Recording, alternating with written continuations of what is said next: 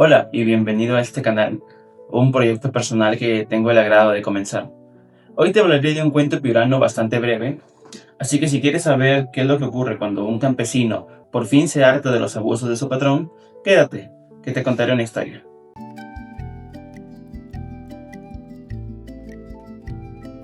Esta es la historia de Manuel Yamunaqué, un campesino que sale a buscar tesoros sin imaginarse que eso lo llevaría a descubrir lo cruel que es la vida para quien trabaja bajo el mando de otro. Yamunaqué vive en los Arenales, en una choza con su mujer, en las tierras de una hacienda azucarera que es propiedad de un alemán al que llaman el Gringo. Un día Manuel decide tomar su pala y salir, siendo advertido por su mujer de que no debería trabajar ya que es Jueves Santo. Pero este le responde que simplemente irá a huaquear, es decir, que irá al cerro a buscar tesoros. Él, junto a su perro, se dirigen a las lomas a huaquear, y pese a que están más de 2 horas en esa labor, realmente no encuentran nada que valga la pena.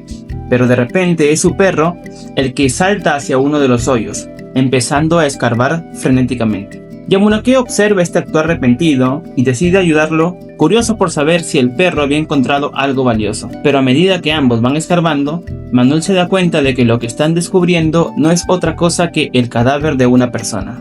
Y después de ir removiendo la tierra poco a poco, se dan cuenta de que aquel muerto no es otro que Juan Yamunaqué, su propio hijo. El relato dice que Yamunaqué no mostró ningún signo externo de dolor ante la visión de su hijo.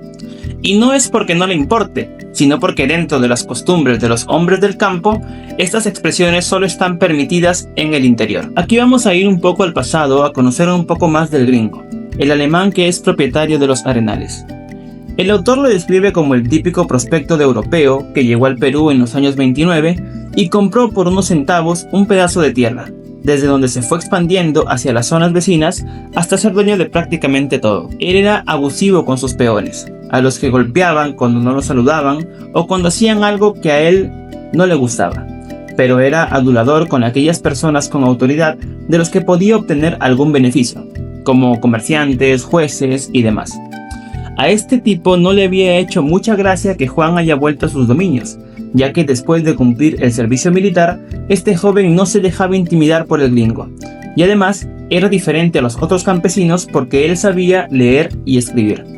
Básicamente era un erudito para los estándares de esas tierras. Además, Juan andaba en coqueteos con Juana, una chica de la hacienda del Gringo. Juana es descrita como una mujer muy hermosa y estaba saliendo con Juan al punto de considerarlo como su prometido. Manuel tenía sus dudas sobre esta relación y además estaba preocupado por el hecho de que su hijo hubiera vuelto, porque le comenta a su mujer que era mejor que éste se hubiera quedado en la ciudad, donde podría haberse ganado la vida tranquilamente. Pero ahora que había vuelto, el Gringo lo tenía entre ceja y ceja, es decir, que lo tenía muy bien vigilado, cosa que era peligrosa porque, como él dice, su cholo tenía un carácter muy fuerte. Y Yamunaqué no estaba equivocado, ya que 2 semanas más tarde, el Gringo aparecería en su rancho, acusando a Juan de ser altanero y además de haber robado ciertas cosas, lo que provocó que el chico casi le arrancara la cabeza, de no ser por su madre que intervino para detenerlo. Volviendo al presente, Manuel ya ha llegado a casa con el fardo al hombro, fardo que sabemos que es su hijo. Tirándolo al suelo, le dice a su mujer lo que había encontrado.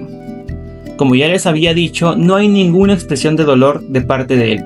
Simplemente maldice la hora en la que fue a huaquear, porque según sus palabras, hubiera sido mejor no haberlo encontrado y creer que estaba vivo en la capital. La historia continúa y después de ponerle su uniforme militar y hacer los preparativos, empieza el funeral, en una ceremonia que duró casi 3 días y en las que la gente comió y bebió hasta hartarse. Es en ese lugar donde Yamunaqué intenta conseguir justicia, pidiéndole al juez que investigue el caso, a lo que el juez le responde que, por supuesto, que harían lo posible por saber quién había sido. Pero todo cambia cuando Manuel le dice que sospecha del Gringo, porque al letrado se le fueron todas las ganas de ayudar, llegando incluso a burlarse del padre, preguntándole si eso se lo habían contado las lechuzas.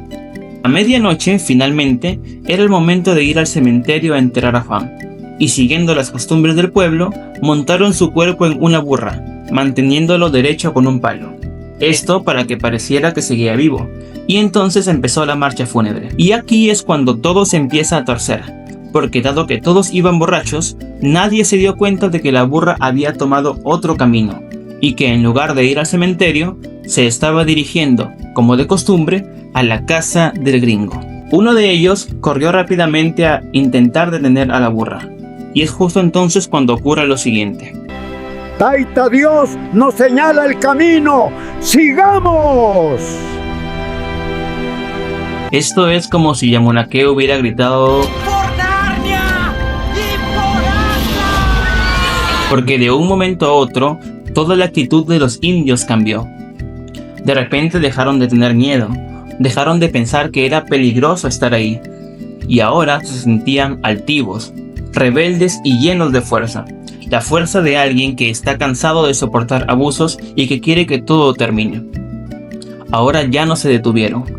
Avanzaron con más intensidad a la casa del gringo, que ya iba siendo hora de que pagara todo lo que había hecho. Pero el primer enfrentamiento que ocurre al avanzar no es contra el gringo ni con sus peones, es contra sus perros. Los perros del gringo que estaban en la entrada de la hacienda, al ver la turba que se dirigía hacia ellos, rápidamente se pusieron de pie para atacarlos. Pero los campesinos no iban solos. De hecho, acompañando el funeral iban todos los perros de los indios, que aunque eran flacos y débiles, como dice el autor, eran leales a sus amos hasta la muerte. Y son ellos los que pelean contra los perros del gringo para que no lastimen a sus dueños. Y ahora sí, finalmente, consiguen entrar a la casa del gringo, que ya tenía su destino sellado. La pelea es breve, pero efectiva, ya que, aunque el gringo intentó defenderse junto a sus peones, lo cierto es que eran muchos los campesinos que querían verlo muerto, que querían venganza, o justicia, dependiendo de cómo lo quieras ver. Y después de pocos minutos, el gringo estaba muerto. Finalmente, la marcha fúnebre, ahora con 3 muertos más, continuó su camino hacia el cementerio. Gracias por ver el video hasta el final. Si llegaste hasta aquí, cuéntame qué te pareció. Y si te gustó, dale un me gusta y suscríbete. Nos vemos en el próximo video.